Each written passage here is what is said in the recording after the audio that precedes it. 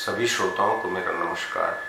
मैं वैद्य पुरुषोत्तम दाधीच आज आपके साथ में इस कोरोना नामक भीषण, जटिल, विलक्षण वैश्विक महामारी के संदर्भ में कुछ चर्चा करने के लिए उपस्थित हुआ हूँ। जैसा कि आप जानते हैं, हम इस बीमारी के कुचक्र में न फंसे, इसके लिए सोशल डिस्टेंसिंग यानी सामाजिक दूरी तो आवश्यक है ही, लेकिन इसके साथ ही हमारी रोग प्रतिरोधक क्षमता यानी इम्यून सिस्टम भी अति सुदृढ़ होना परम आवश्यक है।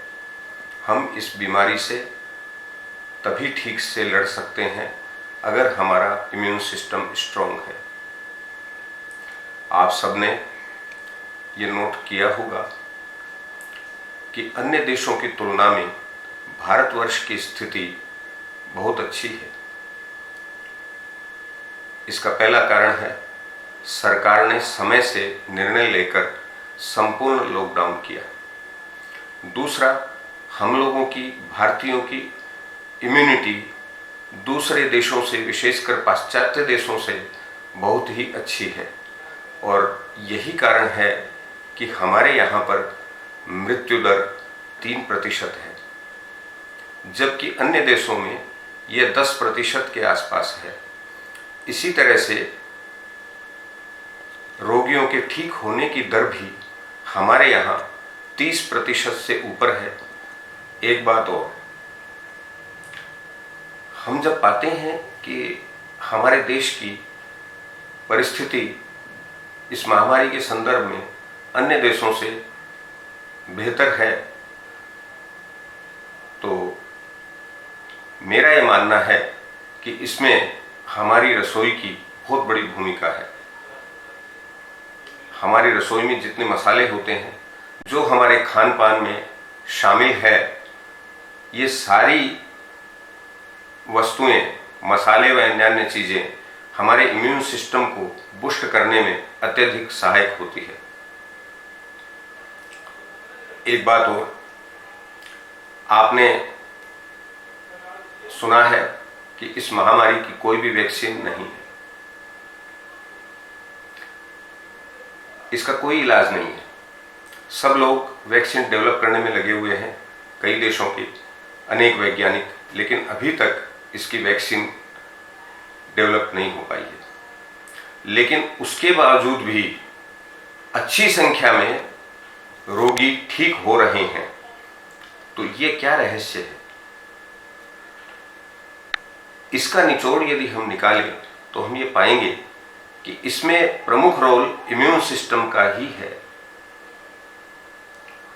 तो हम सबको भी अपने इम्यून सिस्टम पे ज़्यादा से ज़्यादा ध्यान देना चाहिए। जितना बढ़िया इम्यून सिस्टम होगा, हम इस रोग से आसानी से लड़ पाएंगे।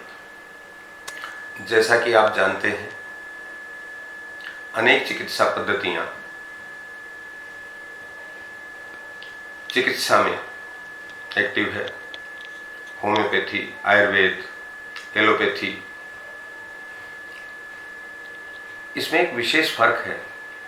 एलोपैथी जैसी चिकित्सा पद्धति आपको कहती है, आप अस्वस्थ होंगे तो हम आपका इलाज करेंगे।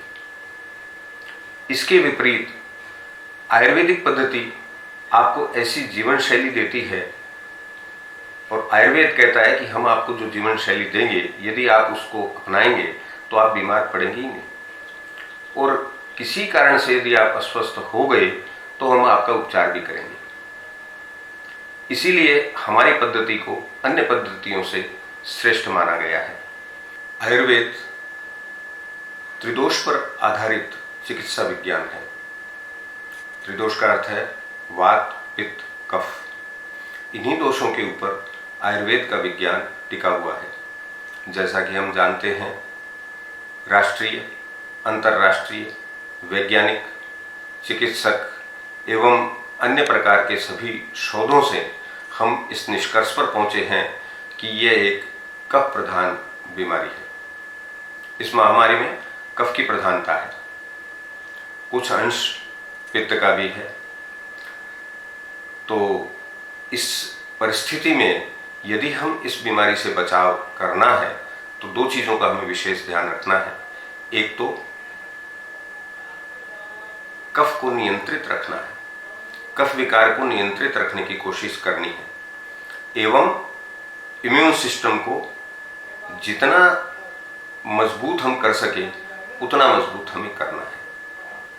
अब आते हैं इस महामारी से बचाव और हमारे इम्यून सिस्टम को यानी रोग प्रतिरोधक क्षमता को सुदृढ़ बनाने के लिए हमें क्या करना चाहिए। मैं अपने अनुभव के आधार पे कुछ छोटे छोटे उपाय आपको बता रहा हूँ। आशा है आप इन उपायों से लाभान्वित होंगे। सबसे पहले गिलोय क्वाथ दिन में 2 बार सेवन करें। गिलोय बेल सब लोग जानते हैं। एक 6 इंच का गिलोय का टुकड़ा लें, उसको थोड़ा कूट के 2 गिलास पानी में चढ़ा दें, गरम करें। जब 1.5 गिलास जल जाए, आधा गिलास रह जाए तो उसको छान के उसका सेवन करें। गिलोय क्वाथ दिन में 2 बार लेना है। यथासंभव उष्णोदक यानी गर्म जल का सेवन करें। जितनी बार भी आप पानी पिएं, ज़्यादातर गर्म पानी ही पिएं। एक विशेष क्वाथ मैं आपको बता रहा हूं जिसमें 5 तुलसी पत्र, 1/4 चम्मच दालचीनी पाउडर, आधा चम्मच मुलेठी पाउडर, आधा चम्मच अर्जुन पाउडर, 1/4 चम्मच अश्वगंधा पाउडर, 1 छोटी इलायची के कुटे हुए बीज, 1 छोटी पीपल को कूट के, इन सारी चीज़ों को इकट्ठा करके 1.5 गिलास पानी में डालिए और उबालिए। जब आधा गिलास बच जाए तो छान के इस क्वाथ को भी दिन में 1 बार अवश्य लें।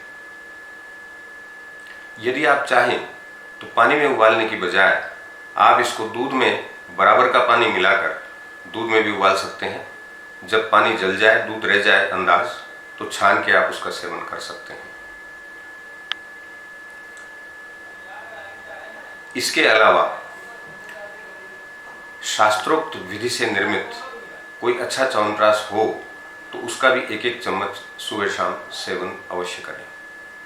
इस संदर्भ में मैं आपको कुछ आयुर्वेदिक औषधियों के नाम भी बता रहा हूं जो आप नोट कर लें। संजीवनी बटी, लक्ष्मी विलास रस नारदीय, समसमनी बटी एवं त्रिभुवन कीर्ति रस। इन औषधियों की 1-1 गोली आप सुबह शाम ले सकते हैं, लेकिन अच्छा रहेगा यदि किसी योग्य और अनुभवी चिकित्सक की देखरेख में आप इन चीज़ों का सेवन करें। आशा है मेरे इन विचारों से आप सभी लाभान्वित होंगे। धन्वंतरी भगवान हम सबकी रक्षा करें। नमस्कार।